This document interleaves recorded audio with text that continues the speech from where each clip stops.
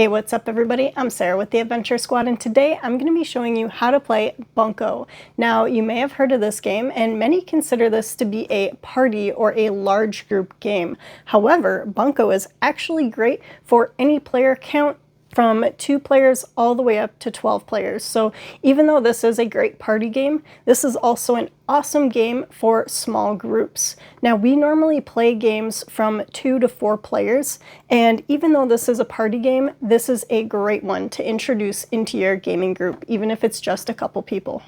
This game is super easy, really fun, and great for all ages. It's also fairly quick. It takes about 25 to 45 minutes to play, depending on how many players you have.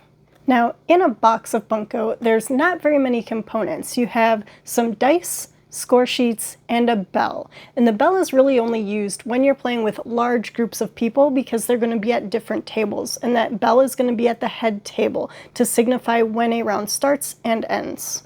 Now, this video is specifically for smaller groups playing Bunco, so 2 to 4 players. So we're not really going to be talking about the bell, but that is what it's used for when you're playing with more people and more tables. Really, the only things you need when you're playing 2 to 4 players are a set of 3 dice, and you don't even have to use the dice that are in this game. You can use any 3 common 6-sided dice to play. And then for the score sheets, there are so many different variations and varieties of Bunco score sheets that are out there. If you look online, you'll find hundreds of different looking score sheets for Bunco. It doesn't really matter which one you use as long as it has the round wins and losses, so being able to keep track of your wins and losses within the different rounds of Bunco. And then each individual round should have a score section so you can keep track of your individual scores as players within that round. With that, let's jump on in and show you how to play Bunco. Bunco is played over the course of 6 rounds. In each round, we're going to be trying to roll the number of that round. So in the first round, we're going to be trying to roll 1s. In the second round, 2s, and so on. Every time we roll a number of that round, we score 1 point. So if we roll 1s in the first round, each one will be worth 1 point. If we roll 2s in the second round, each of those 2s will be worth 1 point.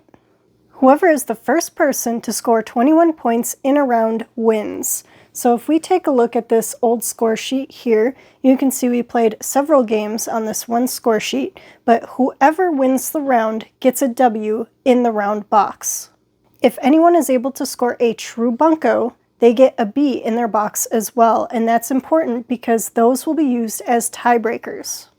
The object of Bunco is to win the most rounds as possible. So as you can see, if we look at this first game with just the first 3 players here, I scored 3. I had 3 wins. My mom had 2 wins and 1 true Bunco, and my dad had 1 win. So I won this game.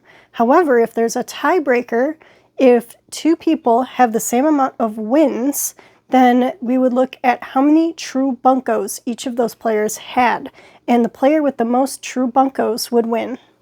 If there is still a tie after looking at our true Buncos, we would have a roll off. So we would roll the 3 dice, and we would be going for 6s because that's the last round that we played.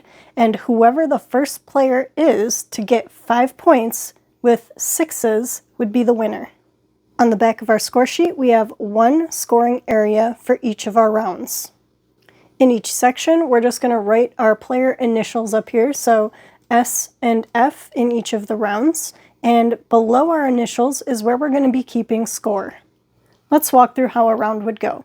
The first player starts by rolling the dice. We look and see if they got any numbers from the current round we're in. So that's a no because we're going for 1s. So this player's turn would end and it would go to the next player, player F. So player F would roll the dice. Player F also didn't score any points, so it would go back to player S. Player S has 1-1, so that is 1 point and we get to keep rolling. And once again, they don't have any 1s, so they would get 1 point for the round. Now it's player F's turn. Player F has 1 point, and as long as we keep getting 1s, we can keep rolling. So player F had 1 point for the round. Player S rolls. They have 1 point, 1 point. So that 1 point just gets added to the 1 point they already have. So I just cross that off and write 2. Play continues until one player reaches 21 points. If a player rolls 3 numbers of the round that they're on, this is a true bunco, and that B is going to get recorded on the front of our score sheet right in the round 1 column.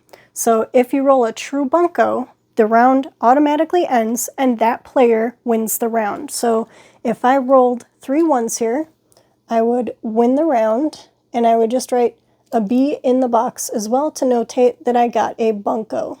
You can also roll high and low buncos. So if you roll a high bunco, that's going to be 3 of the same number that are higher than the current round that you're on. So if we're in round 1 and I roll 3 5s, this is going to be a high bunco, and I would score 5 points.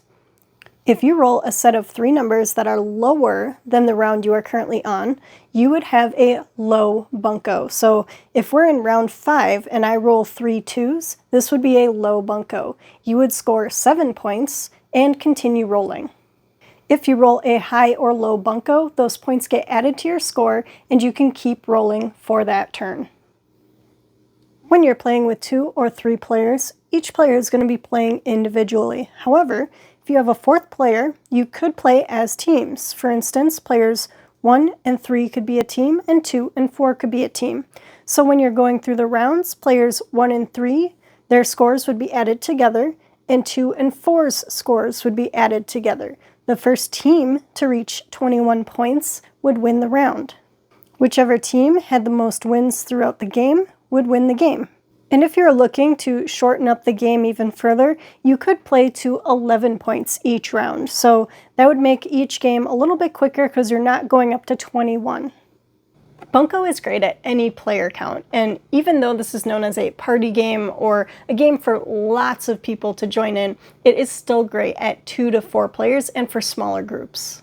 We're not pulled to get party games very often just because we only have a couple people that we play with. So let me know in the comments if there's any other party style games out there that play great at not just a lot of people, but also in 2 to 4 player groups. Because a lot of times we're hesitant to get party games because we just don't play with enough people, and a lot of times there's just 2 or 3 of us. So give us any suggestions that you guys might have down below, and let us know what your favorite party games are that play great at smaller player counts. If you guys enjoyed this video, don't forget to give it a thumbs up and subscribe to the Adventure Squad down below. Thank you guys so much for watching, and until next time, get your game on.